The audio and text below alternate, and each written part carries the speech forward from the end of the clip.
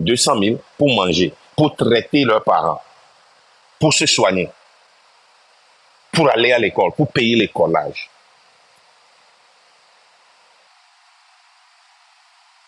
Quand vous allez pour créer de petites, je ne peux pas les appeler entreprises, des petits, ceux que vous mettez là-bas, pourquoi ils mangent l'argent? Ils bouffent l'argent parce que c'est le seul moyen qu'ils ont. Ils ne pensent pas au futur parce qu'ils se disent, ah, je sais que ce business ne peut pas marcher, ou bien ça peut ne pas marcher, ou bien je peux partir. Il faut que j'amasse pour moi rapidement avant qu'il ne soit trop tard. Les familles ne se parlent pas parce que leurs frères, leurs soeurs ont bouffé leur argent. Les gars, tapotez, ok? Donnez-nous des cœurs.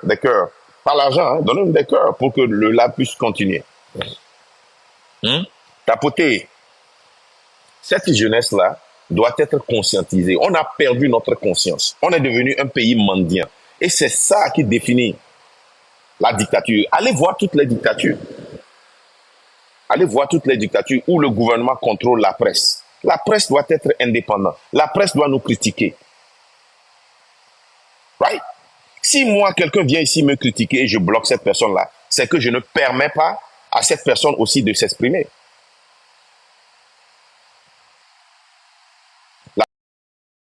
La seule fois où je vais essayer de bloquer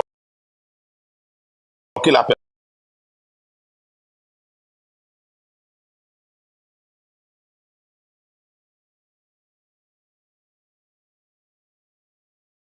je peux choisir de répondre ou ne pas répondre. On a besoin de l'opposition et on a besoin du pouvoir. On doit s'auto-critiquer. Mais ça doit commencer par la liberté d'expression, la liberté de presse. OK?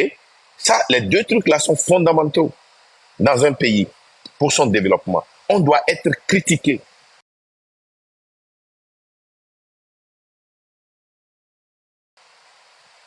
On n'est pas absolu. On n'est pas Dieu. Vous voyez? C'est ça, la politique dans un pays, c'est comme un business. OK? Quand tu veux grandir ton business, tu amènes des gens pour t'aider. Tu recrutes des gens qui connaissent plus que toi. Et quand ces gens-là s'asseyent devant toi, c'est le moment pour toi d'étudier. J'ai appris ça dans mon business. Il y a des trucs que je faisais et maintenant je dois recruter quelqu'un pour prendre ça. Ça gêne. Tu dis, ah, ça là, je sais le faire. Mais est-ce que cette personne-là peut faire ça comme moi? Et tu vois que cette personne amène des changements que tu n'as jamais pensé. Que tu n'as jamais pensé. C'est ça. On doit nous présenter. Ceux qui font la campagne, ceux qui disent à voter pour eux comme député là, qu'est-ce qu'ils vous promettent? Le rôle du député, c'est d'amener des projets de commerce, des projets de santé, des projets d'éducation, des projets culturels dans leur district. Qu'est-ce qu'ils vous promettent? Comment est-ce qu'ils vont arriver à le faire? Où est-ce qu'ils vont trouver de l'argent? Quelles sont les sociétés qu'ils veulent toucher? C'est ça qu'on appelle la politique. J'ai une fois fait des campagnes quand j'étais une élite politique, ici aux États-Unis. Vous voyez, quand on fait les campagnes, tu as des gens, tu dis, hey, quels sont les problèmes qui sont dans ce village-là, là où nous allons visiter? Qui sont les chefs là-bas? Qu'est-ce qu'ils font? Quel est leur... Vous mettez un système de plan. OK. Qu'est-ce qu'ils veulent comme population? OK, si on veut faire ça là, parce qu'on ne veut pas aller leur dire qu'on veut faire ça et ne pas pouvoir faire ça, on ne va pas durer. Et on dresse un plan, on fait des recherches, on contacte les sociétés qu'on veut amener pour faire ceci, et on a un résultat. Maintenant, on va à la population maintenant pour faire des campagnes. C'est comme ça. Ceux qui font des campagnes là, quand ils viennent chez vous là, ils vous disent quoi? Ils vous promettent quoi? Vous les jeunes de la diaspora qui avez marché avec nous, qui savent que ça ne marche pas au pays, vous êtes allés les joindre. Qu'est-ce qui a changé? Qu'est-ce qui a changé? Rien n'a changé.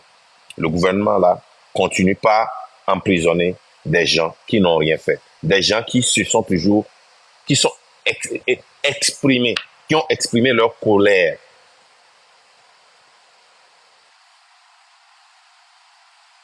Au Togo, quelqu'un a un petit pouvoir, tu le critiques, il te met en prison. C'est dans ce pays-là que vous voulez vivre. Hein? Et ce qui me gêne, ce qui m'énerve sur la diaspora, c'est que vous vous réjouissez de certains droits qui vous permettent de réaliser des trucs à la maison. Mais quand vous rentrez, vous supportez ce qui vous a poussé à aller à l'étranger.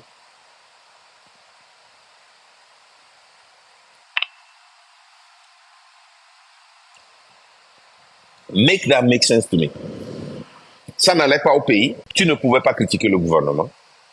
Tu ne pouvais rien faire. Tu as perdu l'argent. Les gens t'ont escroqué. Ça ne va pas au pays. Tu as gagné l'auto-visa. Tu as trouvé quelqu'un qui t'a aidé. Tu es venu ici avec éducation. Maintenant, tu gagnes de l'argent pour aller faire des réalisations. Tu as envie d'aller vivre au pays. Mais tu supportes la raison pour laquelle tu as quitté. Make that make sense to me. Quel sens ça a? Tu viens ici, tu cries, tu fais tout, tu respectes les lois, tu as tes papiers. Quand ton ID est périmé, tu ne donnes l'argent à quelqu'un, tu vas seulement dire, viens, on te donne l'argent. Quand tu fais ton taxe, tu fais tout. Quand ton enfant est malade, tu as médiqué. Si tu n'as pas de boulot, tu as food stamp, tu as tout ça là. Tu jouis de tout ça là. Mais quand tu... Ou bien certains sont ici, ils ne sont pas encore partis, et ils soutiennent ce qui les a poussés à partir, ce qu'ils méprisaient. Make that make sense to me. C'est ce qu'on appelle le manque de conscience. Notre diaspora a perdu sa conscience. La diaspora a perdu sa conscience.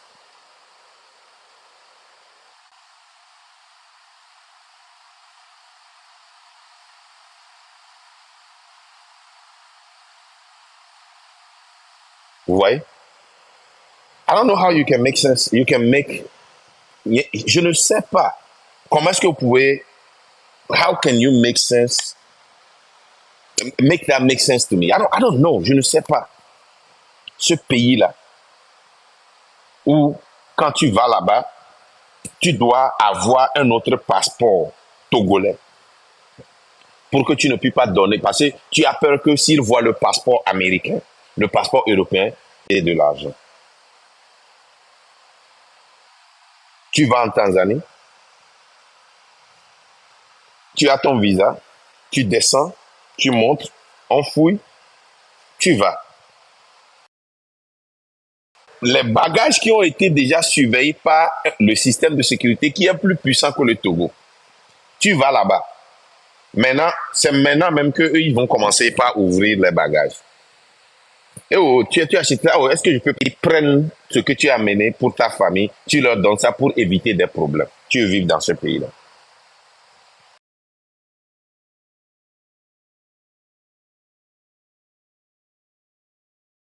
Et pour ta famille, c'est bien, c'est bien, c'est bien. Moi, je n'arrive pas à dormir. Quand je voulais faire ce live-là, ma femme m'a dit, non, tu ne vas pas faire ce live-là. Tu as fait live aujourd'hui, tu deviens comme des blogueurs. J'ai dit, ma femme, j'ai dit, s'il te plaît, je t'avais dit au début que si je commence, je dois finir. Je vais tout faire pour ne pas être un blogueur. Je vais tout faire pour maintenir ma dignité, mais nous devons sortir presque tous les jours pour communiquer, pour réveiller, pour conscientiser. Ma femme n'a pas aimé. Elle m'a dit, OK, si tu veux, mais moi, je ne suis pas pour. Je n'aime pas que tu t'affiches maintenant chaque jour sur Internet. C'est ça. Mais c'est un sacrifice que je suis en train de faire. Vous voyez? Moi, je n'ai plus besoin de rien. Dieu m'a béni là où je suis. Mon mansion a été détruite par les tonnerres. Ça n'a pas changé mon niveau de vie. Ça n'a pas changé mon niveau de vie. Depuis que le tonnerre là nous a dispersés, on est parti rester à l'hôtel et maintenant dans une maison. Je vais au boulot seulement pour voir si les choses se passent. Les gens continuent pas à travailler pour moi. Des milliers de personnes, des centaines de personnes continuent pas à travailler. Les blancs comme des noirs. Et ça rentre gling, gling, gling, gling, par seconde, par minute, par heure. Mais si nous venons faire ceci, ce n'est pas qu'on a l'ambition de devenir président, ministre ou premier ministre. J'ai déjà eu ces propositions-là. Pas d'être président. J'ai déjà eu ces propositions-là. D'être ministre ou bien premier ministre. J'ai déjà eu la proposition de rencontrer le bandit là. Mais j'ai dit non. Vous voyez? J'ai dit non. Et nous devons nous réveiller. Nous devons aller au fond de nous pour toucher notre conscience et nous poser la question, est-ce qu'il n'y a vraiment pas quelque chose que nous pouvons faire pour aider cette jeunesse au lieu de se présenter en vacances, de prendre de l'argent chez les gens pour aller donner de l'huile, de l'haricot, du spaghetti, du riz, des cahiers, des sacs, des bics.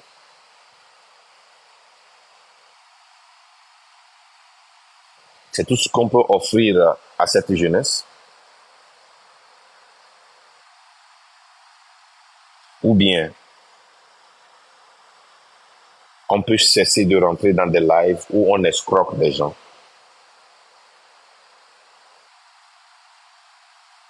Où on peut cesser de promouvoir certaines idéologies qui anéantissent l'avenir de la jeunesse. Où on peut sortir et marcher en masse pour dénoncer ce qui se passe. Nous dépensons notre propre argent et l'argent de certaines sociétés de droits de l'homme pour essayer de faire le meilleur que nous pouvions faire.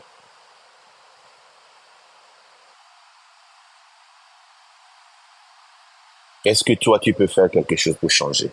Moi, tout ce que je viens de dire là, c'est la vérité. Tu le sais. Tu le sais.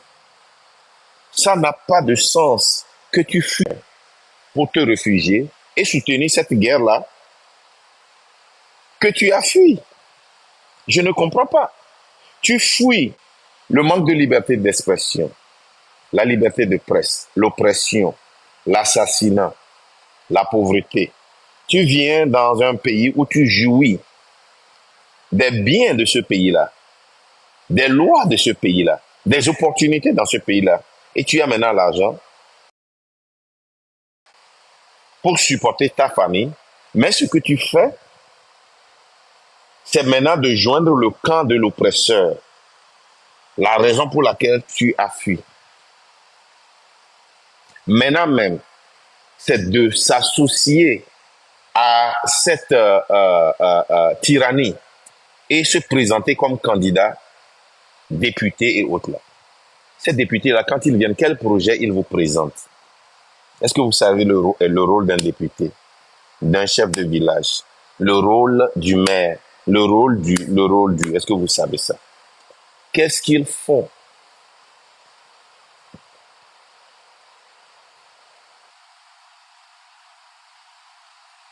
Moi, il fut un temps là, je me rappelle, on était à Costa Rica. J'ai fait une vidéo sur Fort. Une vidéo comique. J'ai posté ça où je mangeais à Nigri.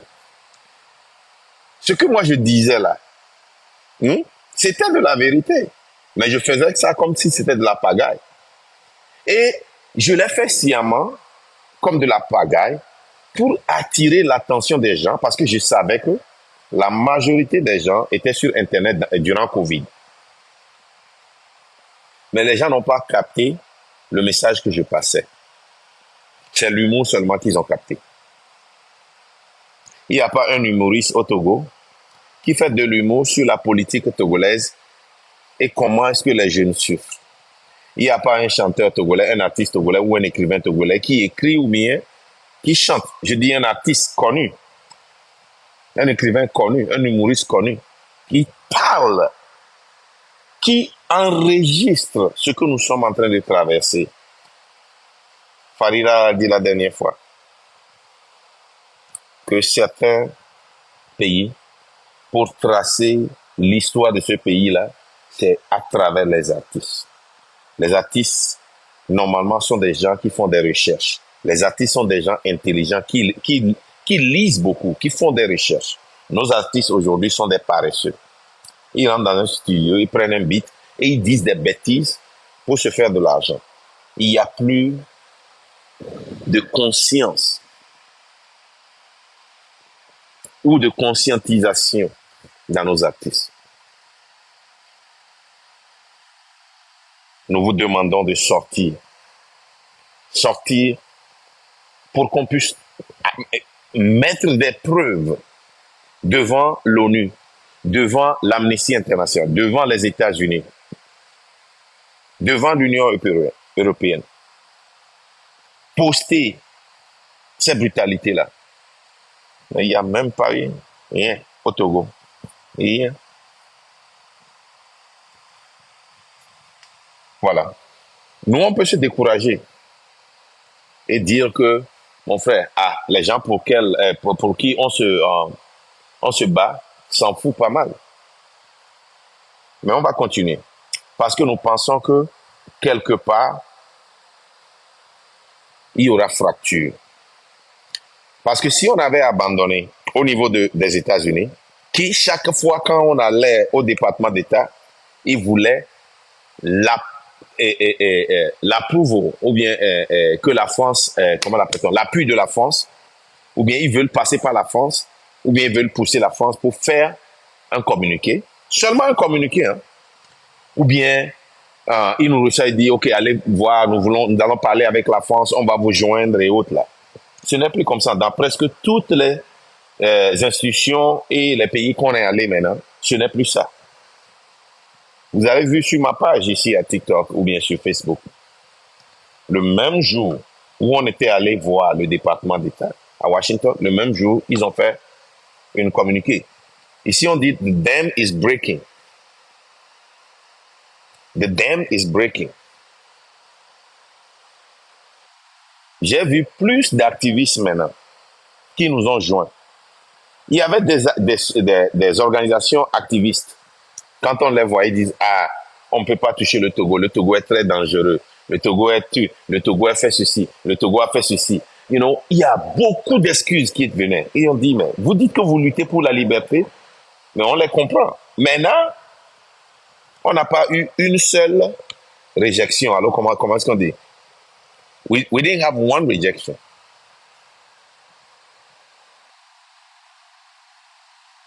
Vous voyez ce que je dis, non? Aujourd'hui, tout a changé. Tout a changé. The dam is breaking. Vous savez ce que c'est que le dam? Ce qui empêche l'eau de sortir. Hein, ici, les Américains, ils ont quelque chose là. L'eau qui, quand ils protègent de l'eau là, ils mettent quelque chose qu'on appelle dam là. Des fois, quand la pression est forte, ce dam là, it breaks et l'eau sort. The dam is breaking. Quand je vous dis qu'on arrive là, je ne le dis pas parce que je suis émotionnel. Je le dis à cause de certaines preuves physiques que nous voyons. Nous le disons à cause de certains mouvements. Et vous allez voir que maintenant aussi, je fais des vidéos en anglais ou bien des lives en anglais pour parler directement. Parce que aux États-Unis, même si tu es un bébé et que tu parles du département d'État de la Défense et tu parles de leur sécurité, même si c'est ennevé, ils vont tout faire. Ils ont des gens qui, dans toutes les langues du monde, qui vont interpréter. Ils vont te suivre.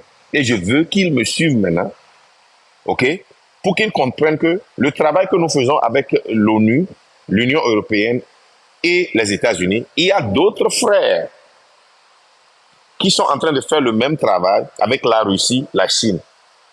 Et moi, je ne veux pas ça pour mon pays. Pourquoi? Les gens disent que, oh non, si la Russie, regardez, la Russie a aidé, et comment l'appelle-t-on, le Burkina, la Russie a aidé le Niger, la Russie a aidé le Mali. Mais, moi, je suis quelqu'un qui fait des analyses très profondes. Je me dis, C'est comme si moi j'ai un problème avec ma femme et je m'en vais prendre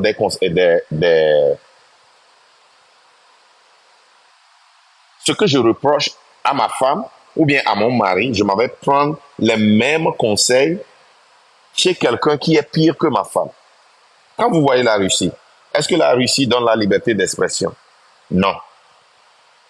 Est-ce que Poutine n'a pas fait ce que Ford est en train de faire aujourd'hui en changeant la constitution, en démissionnant comme président et en mettant quelqu'un là-bas et revenir et prendre ça définitivement? Est-ce que la Russie n'attrape pas les gens et les met en prison, les bat, les brutalise?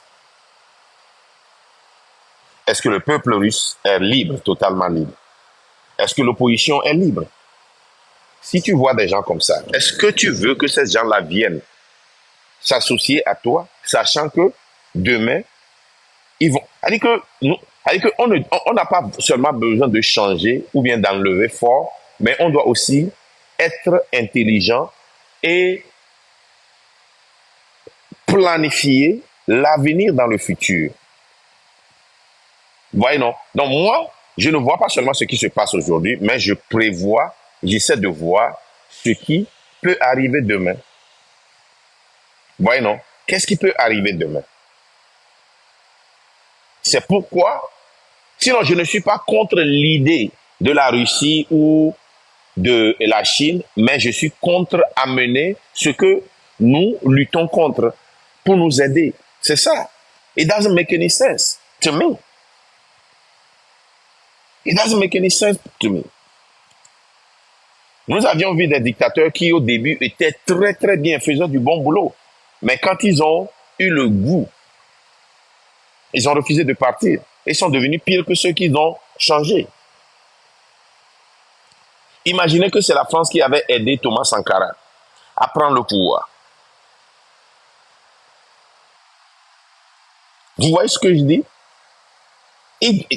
Thomas Sankara doit à la France et doit commencer par les respecter. Nous voyons la Russie en train de piller ou bien de prendre contrôle de certaines mines dans certains pays. C'est pourquoi moi maintenant, j'ai décidé de parler directement. Je ne veux pas attendre nos réunions, nos meetings avant d'expresser ça, mais je veux les taguer, je veux parler ça. Et quand vous partagez ça, quand vous nous suivez et que vous partagez, vous les taguez, ils lisent, ils écoutent.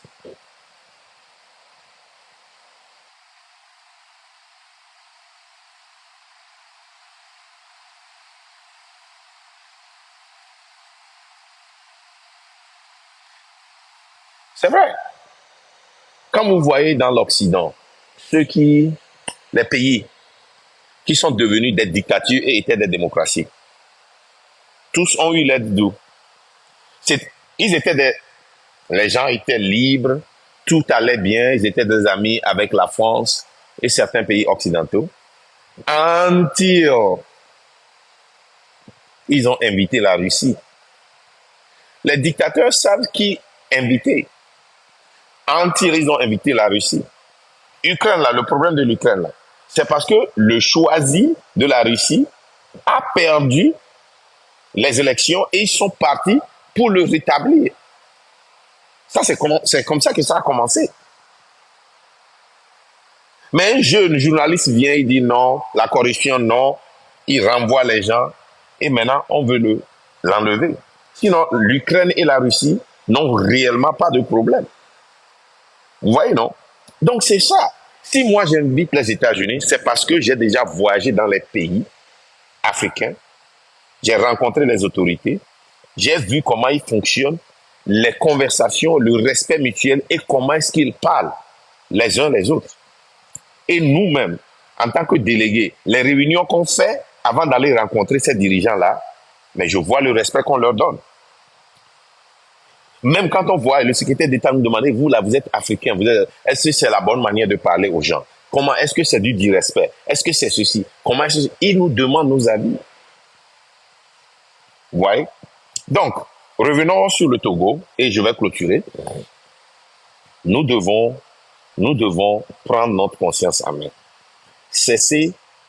Nous devons, dire que ce n'est pas de l'aide à la jeunesse chaque fois hein, que ces escrocs-là viennent en ligne, s'associent avec certains de la diaspora pour cotiser de l'argent disant qu'ils vont venir aider la jeunesse. Quelle aide eux, ils peuvent porter à la jeunesse? Je ne dis pas que l'aide, c'est de l'aide.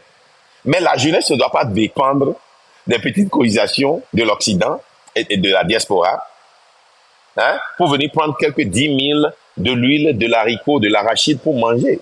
La jeunesse doit prendre sa relève en main. C'est ça. C'est comme ça que nous devons aider la jeunesse. Right? C'est comme ça que nous devons aider la jeunesse. L'aider à prendre son futur en main. Créer des conditions pour qu'il puisse développer, pour qu'il puisse innover. OK? Et cette jeunesse-là, la conscience, c'est de prendre en compte vos élus, les gens qui sont nommés pour vous diriger. Hein? Au moins une conférence de presse par semaine, au moins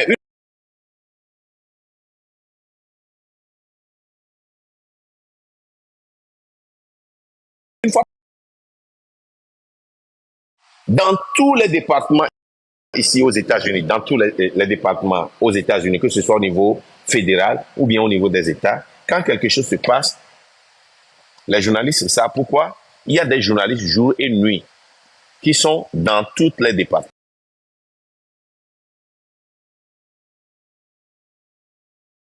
Chaque jour, chaque jour, quand le président sort, son mouvement, tous, ils le savent. Quand notre secrétaire de défense était malade et on allait l'opérer, ils ont communiqué ça 24 heures après qu'il soit hospitalisé. Ça a été tout un problème ici. Et c'est les journalistes qui l'ont su. Parce qu'on l'a caché et on l'a amené à l'hôpital. Mais les journalistes ne l'ont pas vu, ils ont commencé par poser des questions. Et c'est là que le département de défense est sorti pour dire que, oh, le secrétaire était malade, on a fait, et il est venu apologize. Et même quand il était sorti, il a fait une conférence de presse pour expliquer pourquoi ça s'est passé, il a pris la faute. Quel député fait un rôle chez vous là-bas? Après, s'ils sont élus, c'est fini, ils sont partis. Tous les députés, quand ils sont devenus députés, ils construisent. Ils vendent leur nation. Ils font des contrats avec des sociétés. Ils donnent accès pour pouvoir mettre l'argent dans la poche. Tu nommes quelqu'un devenu maire aujourd'hui, il va avoir 3 villas. Quelqu'un devenu ministre, c'est des voitures qui dorment dans des garages. Ils n'ont pas acheté avec leur argent, ils ont pillé. Tu nommes quelqu'un inspecteur de douane, il y a des sacs d'argent à la maison. C'est la réalité.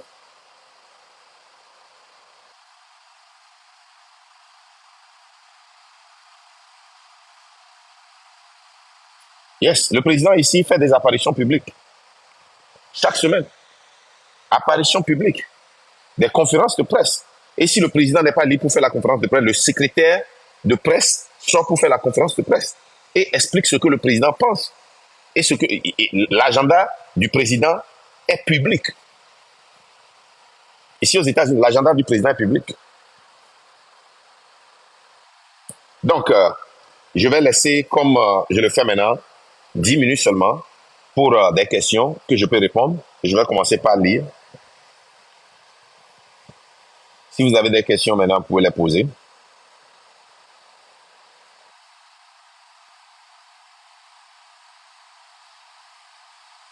Si Farida ou bien Eli est dedans et veut monter pour un commentaire, vous pouvez venir. Hein. Vous savez pourquoi je n'invite pas tout le monde à monter parce que je veux contrôler le message là. Je ne veux pas je ne veux pas divaguer. C'est ça.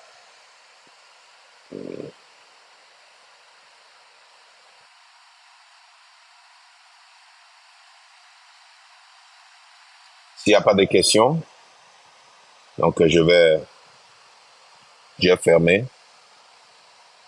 Je vois.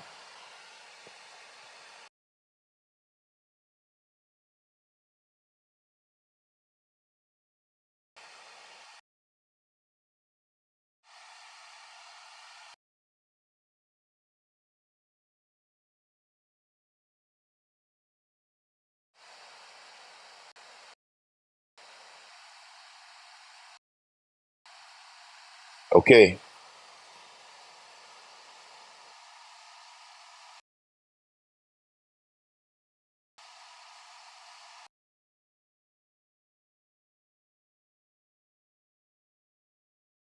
Je l'avais dit la dernière fois que nos organisations de marche, normalement, doivent être brusques et spontanées.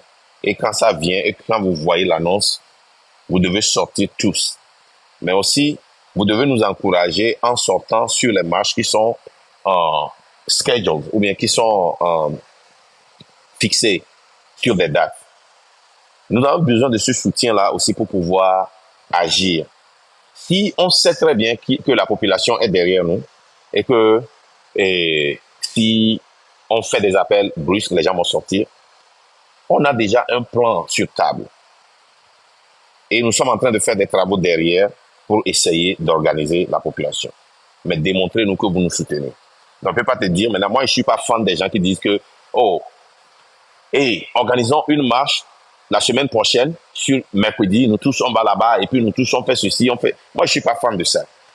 L'organisation, quand vous voyez dans les pays où ça a marché, c'est brusque. C'est brusque.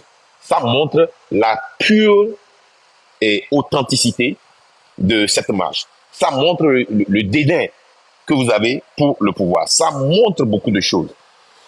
C'est pour cela que ça doit être brusque. OK? Donc, je ne peux pas dire oui.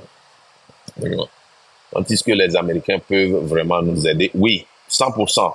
100%. Mais on ne peut pas amener une vache à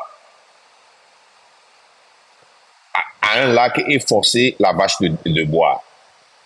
Tu peux amener la vache près de l'eau, mais la vache doit boire. Aussi, nous devons prouver aux États-Unis et aux Américains, à l'Union européenne, à toutes ces organisations que ce n'est pas une dizaine de têtes seulement qui vient ici se plaindre alors que la population est OK. La population accepte la situation. La population accepte le président et nous, on est là, on veut créer des isanées. Non.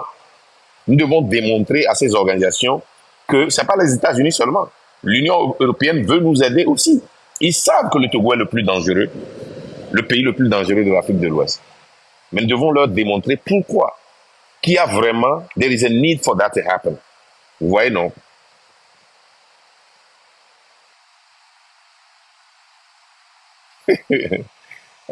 Bonjour Marc.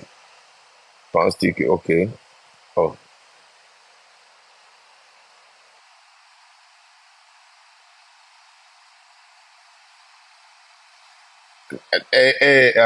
Quelqu'un dit ici, amplifions les lobbying, ça marche plus que... Non, les lobbying ne marchent que si les actions sur le terrain coïncident avec les actions du lobbying. Ça marche ensemble. Si toute la population se lève et marche, et il n'y a pas de lobbying pour expliquer ce qui se passe, ça va aussi échouer. Parce que ça s'est passé en 2017. Et si on fait le lobbying et que la population aussi ne sort pas, ça ne va pas aussi marcher. Mais si la population sort, même si on l'opprime, ça en donne même plus de force. Ça donne plus de force même si la population est opprimée. S'il y a répression, s'il y a emprisonnement, ça donne plus de force. Ils vont vous arrêter. Certains vont mourir de faim si vous ne sortez pas. Certains ne vont jamais réussir, ils vont toujours devenir pauvres. Les enfants vont être toujours pauvres. Mais si on vous arrête et que le pouvoir tombe et vous êtes libéré et des conditions sont créées, c'est mieux. C'est mieux. Vous voyez? Les gens... Ouais, c'est bologna, ça c'est des excuses. Les gens travaillent. C'est bologna. Bologna. Il n'y a pas un Togolais ici qui travaille 24 heures sur 24. On vous a dit la dernière fois. Il y a des organisations qui étaient organisées sur le 27 avril. Vous savez ce qu'on nous a donné comme excuse? Ouais, on a organisé une fête sur le 27 avril et ça a réuni les gens de l'UNIR et les gens de l'opposition. Donc, certains ne peuvent pas venir parce qu'ils ne veulent pas offenser ceux qui les oppressent. Mais c'est ridicule. De deux, ces fêtes-là commencent la nuit. Hein. Ils disent que certains ils ne peuvent pas venir parce que la fête là vraiment ils ne peuvent pas, ils ont déjà cotisé, la place est déjà retenue. Mais ça c'est dingue, c'est Bologna. Il y a des gens ici, tu peux organiser chaque jour 24 heures sur 24 et they will never show up. Ici aux États-Unis, Si tu veux faire quelque chose, tu vas te faire le temps. Ici, aux États-Unis, moi, j'ai eu à travailler 3 boulots.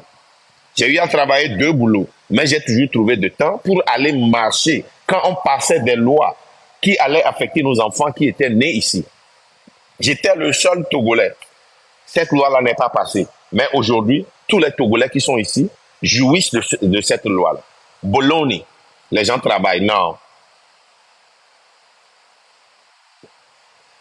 Ça dit qu'il y a toujours des excuses. Les gens travaillent. En faisant ça au week-end. Il y a des gens qui travaillent dans le week-end. Il y a des gens qui travaillent dans le week-end. Nous sommes ici, nous voyons ça chaque jour. Une seule personne qui est contre Obama, ou bien George Bush, ou bien contre Trump. Une seule personne peut être, comment l'appelle-t-on, au feu rouge et avoir une plaque là-bas et dire aux gens de honk quand ils passent.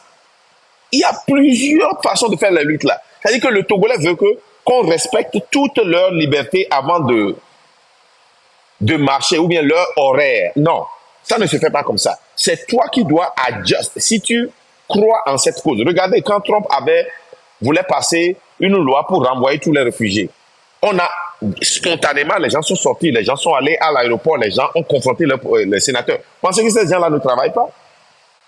Il y avait plus de blancs dans notre réunion que de noirs. Des blancs qui se sont commis, qui ont lutté pour la libération de beaucoup de pays. Plus d'étrangers que les noirs. Quand on allait à Washington, les gens qui disaient allons, on va les rencontrer, on va faire lobbying. Les gens là, quand tu les appelles, oh, moi je travaille. Mais on a fait combien de jours là-bas? Le lobbying a continué pendant plus d'une semaine. On a rencontré beaucoup de grandes personnes. Certaines personnes vivent là-bas. À la sortie, est-ce qu'ils ont conduit pour venir nous rencontrer? Même pour voir de quoi on a parlé. C'est toujours des excuses. Ce sont ces excuses-là, ça ne marche pas. Mais on comprend 3 questions et puis ça s'est passé. Exactement. Et les Sénégalais travaillent aussi. La chute du pouvoir du Sénégal, vous savez que ça a commencé dans la diaspora. Vous savez ça? Je ne peux pas vous révéler beaucoup de choses, mais c'est grâce à la diaspora que le Sénégal est libéré. C'est grâce à la diaspora sénégalaise et de certains activistes, le travail qu'ils ont abattu ici. Oh mon frère.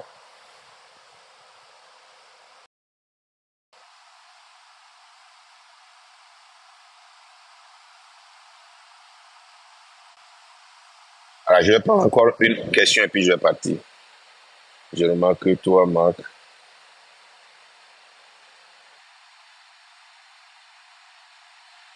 quelqu'un dit, qui remarque que c'est moi, Farida et Kodjo seulement qui sortent. C'est qui le boss? Dans une révolution populaire, il n'y a pas de boss.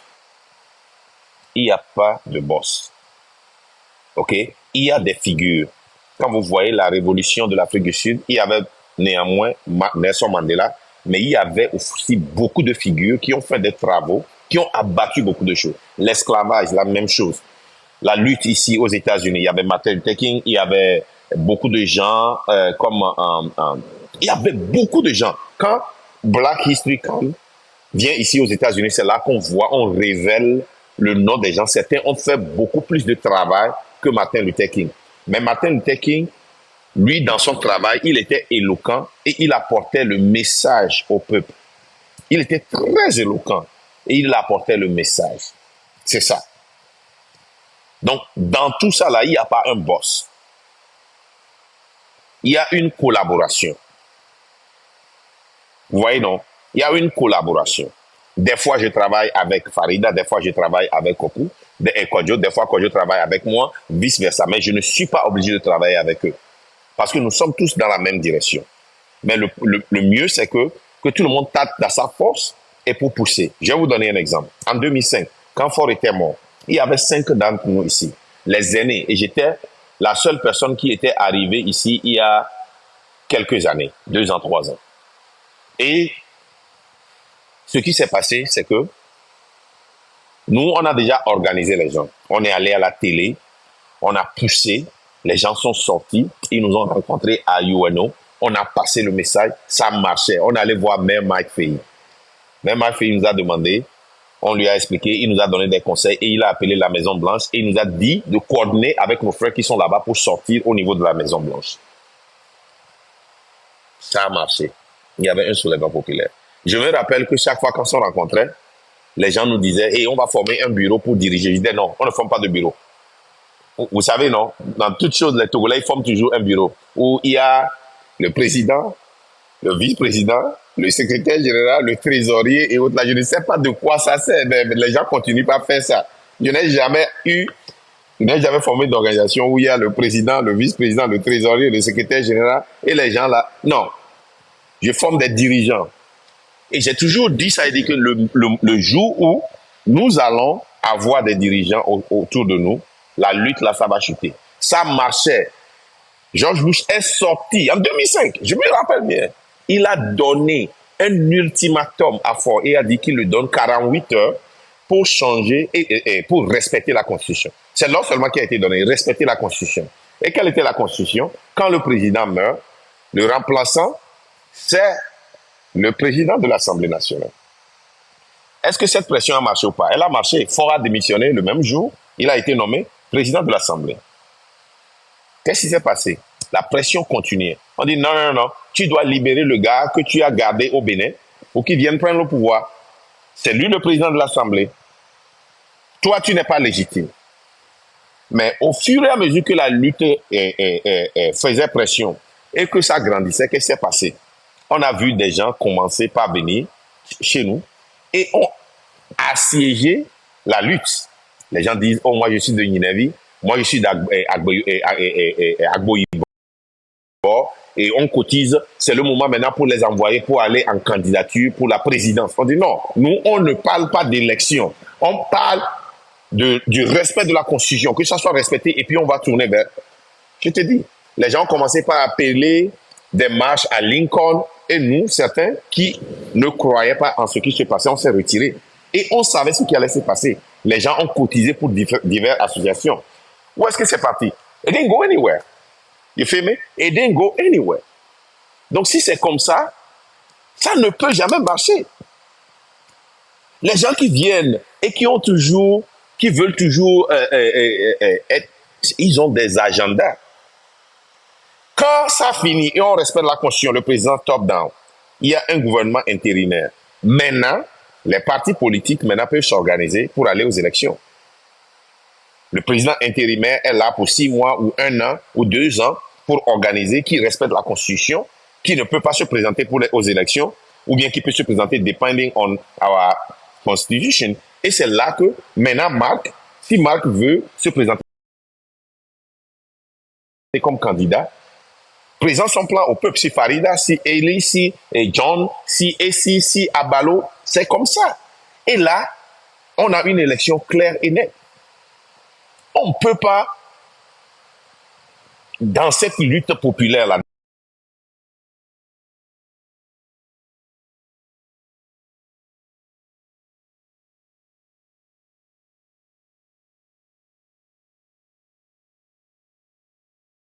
que cette personne-là peut diriger le Togo. Vous voyez, non? Et c'est au peuple de décider. Ce n'est pas parce que j'étais devant et que le président est tombé, décide, moi je dois être le président. C'est pas comme ça qu'on fait une lutte. Mais si la population le décide, c'est là que ça change. Vous voyez, non? Right. Donc, une dernière question et puis je vais partir.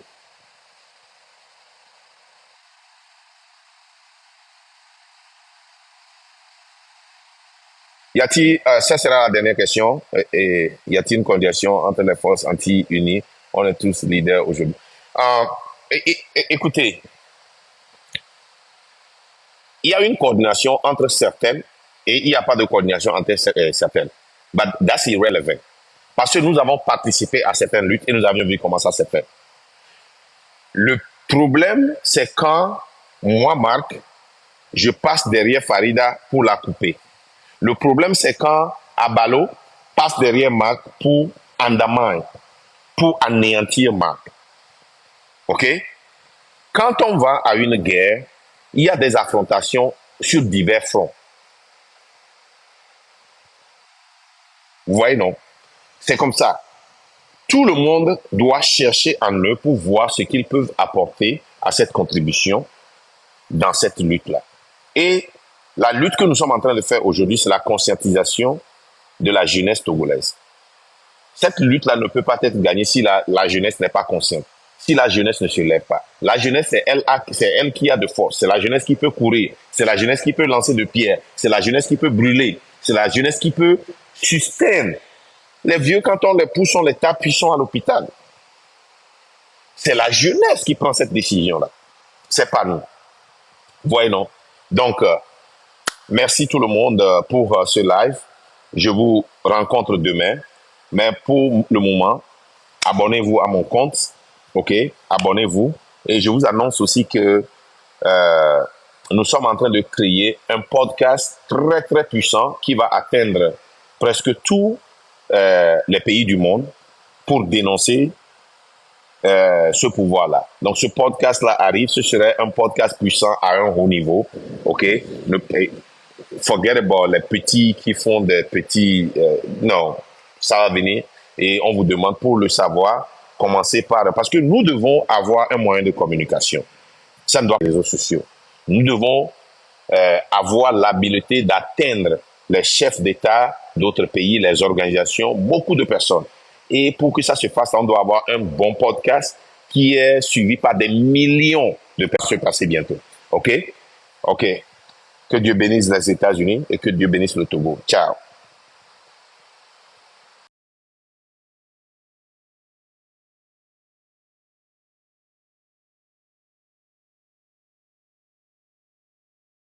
Ils vont vendre ça peut-être même à $2 parce qu'ils veulent juste avoir vite l'argent. Et ça ralentit le développement du pays. Et ces rebelles-là aussi, ils gagnent beaucoup d'argent avec les matières premières. Mais qu'est-ce qu'ils font de cet argent? Rien. Ils ne peuvent pas construire des infrastructures, ils ne peuvent pas construire des hôpitaux, donc ce n'est pas la solution. Moi, ce que je demande aux Quinois, faites la solution malienne ou même la solution centrafricaine. Bon, en Centrafrique, bon, je déplore un peu la présence du Rwanda, mais les gens de Wagner, là, mon frère. Voilà, je vais chuter. Oui, il faut penser à chuter, s'il te plaît. Voilà. Donc, ce que je veux